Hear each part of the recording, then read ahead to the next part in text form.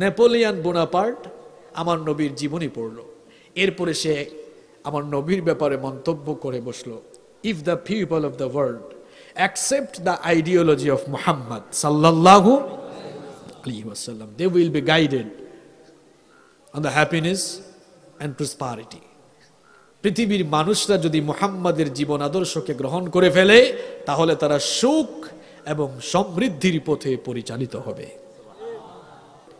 যেই দিন এই দেশের লোকেরা, এই দেশের মুসলমানরা নবীজির জীবনী ভালো করে পড়তে পারবে, পড়া শেষ করবে, এই মুসলমানদেরকে বেশভূষা ধরে কোন লোকেরা এসে এদের ঈমানকে নষ্ট করতে পারবে না ইনশাআল্লাহ।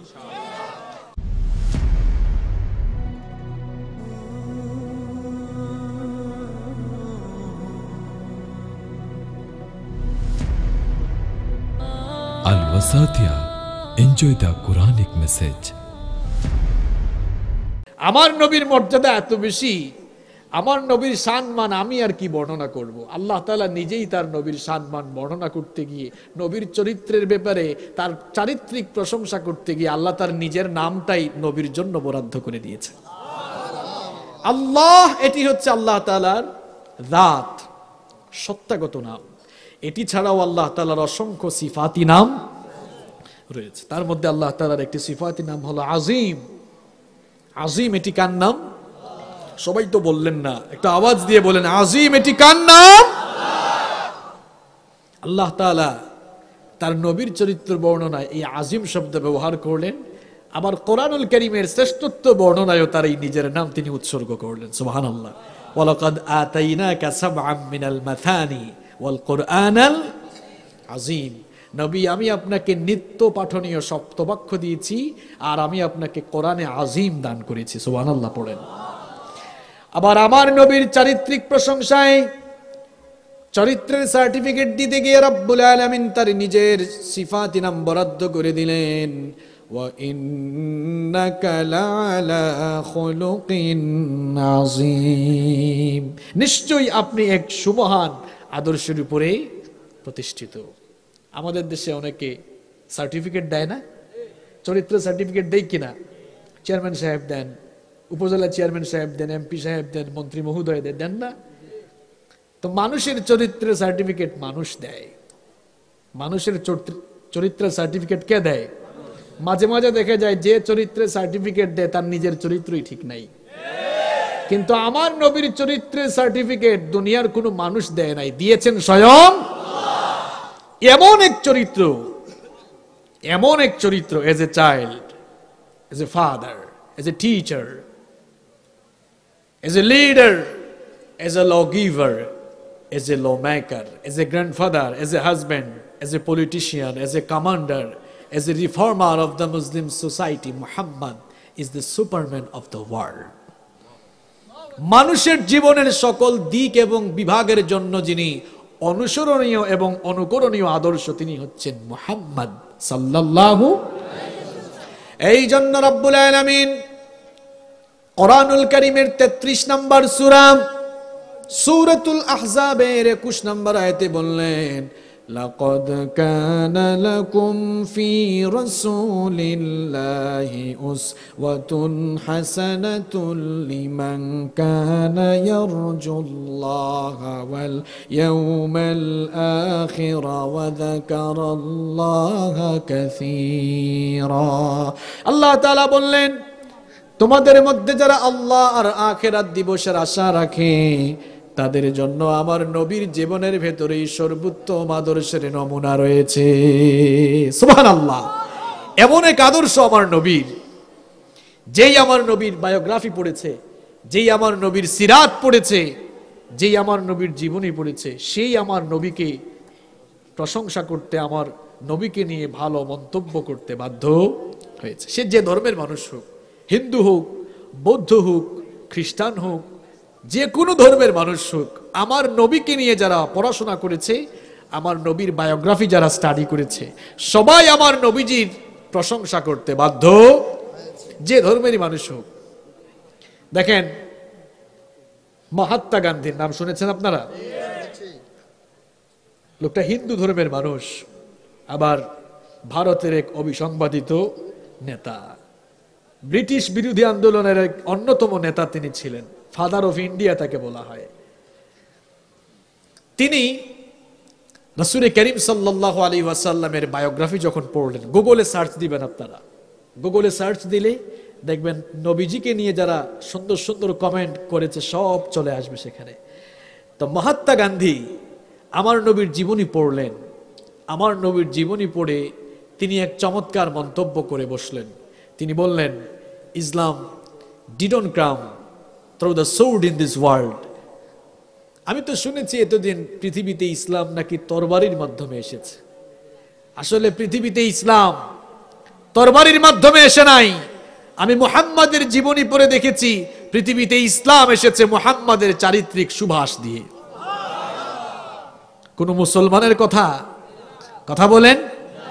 তিনি আরো বললেন, নবীজির জীবনী পড়ার পরে এক চমৎকার মন্তব্য করে বসলেন। তিনি বললেন, I have studied lot of biographies in my life, but the biography of Prophet Muhammad was an unique, unparalleled and fantastic biography which I have ever read. তিনি বললেন, আমি আমার ক্ষুদ্র এই জীবনে বহু মানুষের বায়োগ্রাফি পড়েছি, বহু মানুষের জীবনী পড়েছি, কিন্তু মুহাম্মদ পড়েন সাল্লাল্লাহু আলাইহি ওয়াসাল্লামের জীবনী পড়ে আমি দেখলাম তার ব্যক্তিত্ব এমন, তার স্ট্যাটাস, তার পার্সোনালিটি হলো এমন,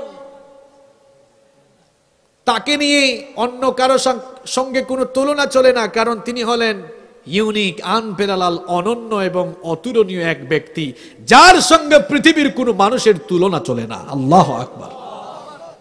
লোকটা হিন্দু, কিন্তু নবীজির জীবনী পড়েছে, পুরো জীবনী পড়েছে, এই জন্য নবীজিকে চিনতে পেরেছে। চান্দিনার ভাইয়েরা যারা মাহফিলে এসেছেন, দেখি তো একটু প্রশ্ন করি আপনাদেরকে, নবীজির পুরো জীবনী একবার হইলেও পড়েছেন এমন কে কে আছেন? হাত তোলেন। কয়টা হাত উঠলো? আমরাই তো আমাদেরকে আশেক রাসূল দাবি করি। এটা কোন জাতের আশেক রাসূল আমরা হইলাম যে এখনো রাসূলের জীবনী একবার পড়তে পারলাম না, নবীজির পুরো জীবনী পড়লাম না, জানলাম না। এজন্য আমার নবীকে এখনো আমরা চিনতে পারি নাই। আমাদের প্রত্যেকের ঘরে নবীর জীবনী সংক্রান্ত বই পুস্তক থাকার দরকার আছে না নাই? একটা ছোট বই কিনেন, আর রাহিকুল মাখতুম, খুব ছোট বই, খুব ছোট বই, আর রাহিকুল মাখতুম। এই বইটা পড়েন, নবীজিকে জানার চেষ্টা করেন, বুঝার চেষ্টা করেন, কারণ পৃথিবীর অন্য ধর্মের মানুষরা নবীজিকে নিয়ে পড়াশোনা করে নবীজির চরিত্রে তারা মুগ্ধ হয়ে গিয়েছে। এই যে মহাত্মা গান্ধীর কথা বললাম, দেখেন বৌদ্ধদের ধর্মীয় এক গুরু, তার নাম দালাই লামা, নাম শুনেছেন আপনারা? তিব্বতের প্রধান ধর্মীয় গুরু ছিলেন। তিনি আমার নবীজির জীবনী পড়লেন। জীবনী পড়ার পরে তিনি কি কথা বলেছেন জানেন? গুগলে সব আছে, আপনারা সার্চ করবেন, সব পাবেন। তিনি বললেন, prophet Muhammad is the best example for the entire humanity. তিনি বললেন, নবী মুহাম্মদ হলেন পৃথিবীর সমগ্র মানবতার জন্য এক অনুপম দৃষ্টান্ত। সুবহানাল্লাহ। এতটুকুই বললেন না, আরো বললেন। তিনি বললেন,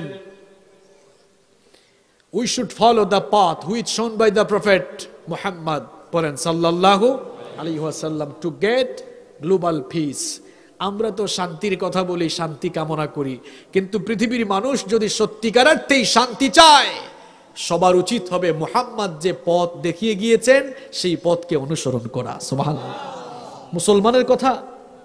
এক বৌদ্ধ নবীর পুরো জীবনী পড়ে ফেললো, আপনি নবীর উম্মত হয়ে এখনো পড়তে পারলেন না, আপনার কি একটু খারাপ লাগে না? শুধু হিন্দু আর বৌদ্ধ নয়, বহু খ্রিস্টানরা, আবুল তাবুল খ্রিস্টানরা, দেখেন না এই লোকগুলো কারা? মাইকেল এইচ হার্ট, নাম শুনেছেন আপনারা? মাইকেল এইচ হার্ট মোটামুটি আমাদের দেশ সহ পৃথিবীর বিভিন্ন দেশে তার সুনাম সুখ্যাতি রয়েছে। সে একটি বই লিখেছে, এটা আপনারা সবাই জানেন, দি 100, বিশ্বের 100 শ্রেষ্ঠ মনীষীর জীবনী। তিনি তার সেই বইয়ের মধ্যে আদম আলাইহিস সালাম, নূহ আলাইহিস সালাম, ইউসুফ আলাইহিস সালাম, ইব্রাহিম আলাইহিস সালাম, ঈসা আলাইহিস সালাম, এমনকি Isaac Newton, Benjamin Franklin, Dalai Lama, এদের জীবনী তিনি সেখানে উল্লেখ করেছেন। টোটাল কতজন? সবাই বলেন কতজন? পৃথিবীর বিখ্যাত 100 মানুষের জীবনী তিনি তার ওই বইয়ে উল্লেখ করেছেন। লোকটা ধর্মীয় দিক থেকে খ্রিস্টান। কোন ধর্মের? তিনি তো ঈসা আলাইহিস সালামের অনুসারী, যাকে তারা যিশু খ্রিস্ট বলে। তো দেখেন 100 মানুষের জীবনী তার বইয়ের মধ্যে উল্লেখ করলো, কিন্তু এই 100 মানুষের মধ্যে সিরিয়ালি সবার উপরে যাকে রাখলো তিনি আমাদের নবী মুহাম্মদ সাল্লাল্লাহু। মাইকেল এইচ হার্ট যখন এই বই লিখেছিল, গোটা পৃথিবীতে বিশেষ করে খ্রিস্টানরা তার সমালোচনা শুরু করলো যে মাইকেল এইচ হার্ট এটা কোনো কাজ করলো? সে একজন খ্রিস্টান হয়ে যিশু খ্রিস্টের নামটা উপরে রাখলো না, মুসলমানদের ধর্মের নবী মুহাম্মদের নাম উপরে রাখলো। এভাবে তারা তুচ্ছতাচ্ছিল্য বা তাকে নিয়ে সমালোচনা শুরু করলো। যখন চতুর্দিকে সমালোচনা শুরু হলো, আসলে সমালোচনা হয় সেই মানুষের যে মানুষ কাজ করে, যে কাজ করে না তাকে নিয়ে কোনো সমালোচনা হয় না, যে কাজ করে মানুষ তাকে নিয়ে সমালোচনা করে। তো মাইকেল এইচ হার্ট প্রথম দিকে চুপচাপ ছিলেন, যখন সমালোচনা খুব বেড়ে গেল তখন তিনি এক বাক্যে, এক কথায়, একেবারে এক সেন্টেন্সে তিনি সমালোচনার জবাব দিয়ে দিলেন। তিনি বললেন, তোমরা যারা আমার সমালোচনা করছো তোমরা তো জানোই না যেই লোকটার নাম উপরে রেখেছি, he was the only man in history who was supremely successful on both the religious and secular level। যার নাম আমি উপরে রেখেছি ইনি হচ্ছেন পৃথিবীর একমাত্র ব্যক্তি যিনি জাগতিক এবং ধর্মীয় সকল বিষয়ে সমানভাবে সফলতার দৃষ্টান্ত রেখেছেন। তিনি আরো বললেন, এই কথা বলতে আমি দ্বিধাবোধ করছি না, he must be called the saviour of humanity. আমি তাকে পৃথিবীর সকল মানুষের ত্রাণকর্তা বলতেও দ্বিধাবোধ করব না। শুধু এই লোকটা না, আরেকজন নামকরা খ্রিস্টান আছে, নেপোলিয়ান বোনাপার্ট। নাম শুনেছেন আপনারা? এই নেপোলিয়ান বোনাপার্ট, এরা আবুল তাবুল খ্রিস্টান না, কিন্তু খুব ট্যালেন্ট মানুষেরা, জ্ঞানীগুণী মানুষ, পণ্ডিত মানুষেরা। নেপোলিয়ান বোনাপার্ট আমার নবীর জীবনী পড়লো, এরপরে সে আমার নবীর ব্যাপারে মন্তব্য করে বসলো, if the people of the world accept the ideology of Muhammad sallallahu alaihi wasallam, they will be guided on the happiness and prosperity। পৃথিবীর মানুষরা যদি মুহাম্মাদের জীবন আদর্শকে গ্রহণ করে ফেলে তাহলে তারা সুখ এবং সমৃদ্ধির পথে পরিচালিত হবে। যারাই আমার নবীকে নিয়ে পড়াশোনা করেছে তারাই আমার নবীর চারিত্রিক মাধুর্যতায় মুগ্ধ হয়েছে। যারা আমার নবীকে নিয়ে ভালো করে পড়াশোনা করে নাই, সেই সকল আবুল তাবুল মার্কা লোকেরাই আমার নবীকে নিয়ে আজে বাজে কথা বলা, গালিগালাজ করা কিংবা ব্যঙ্গ বিদ্রুপ করা, এটা তাদেরই কাজ। ঠিক তো শুধু গলা ফাটায় বলেন, নিজেরাই তো এখনো একবার পড়লেন না। আজকের এই মাহফিল থেকে আসুন সিদ্ধান্ত নেই যে আমরা আমাদের কলিজার টুকরা, আমাদের হৃদয়ের স্পন্দন, আমাদের নবীজির জীবনী একবার হলেও আমরা পড়বো ইনশাআল্লাহ। টার্গেট নিন যে এই মাসে পড়বো। এখন অনলাইনে অর্ডার করা যায়, আর রাহিকুল মাখতুম এই বইটা অর্ডার করবেন সবাই। কারা কারা করবেন না হাত তুলেন। এবার কারা কারা করবেন হাত তুলেন। কারা কারা এই বইটা কিনবেন? ওই যে কয়েকজন হাত তুলে না, এরা কি এত কিপটা? হাতগুলো নামান, বলেন তো বইটার নাম কি? আর রাহিকুল। এই মাহফিল কমিটির ভাইরা আপনারা আয়োজন করেন, সবাইকে এক একটা করে আর রাহিকুল মাখতুম ঢুকায় দেন। আল্লাহর কসম করে আজকের এই মাহফিল থেকে বলে গেলাম, যেই দিন এই দেশের লোকেরা, এই দেশের মুসলমানরা নবীজির জীবনী ভালো করে পড়তে পারবে, পড়া শেষ করবে, এই মুসলমানদেরকে বেশভূষা ধরে কোন লোকেরা এসে এদের ইমানকে নষ্ট করতে পারবে না ইনশাআল্লাহ। আমরা নবীর জীবনী ভালো করে পড়ি নাই তো, এজন্য মাঝে মাঝে কিছু উল্লুক ভাল্লুক আমাদেরকে ধোঁকা দিয়ে আমাদের ইমান আকীদাকে নষ্ট করার চেষ্টা করে। যদি আমরা নবীর জীবনী বুঝে ফেলতে পারি, নবীর জীবনী পড়তে পারি, ইনশাআল্লাহ কোন উল্লুক ভাল্লুক আমাদের ইমানকে ধ্বংস করতে পারবে। সবাই পড়বেন তো ইনশাআল্লাহ। আল্লাহ তৌফিক দান করেন।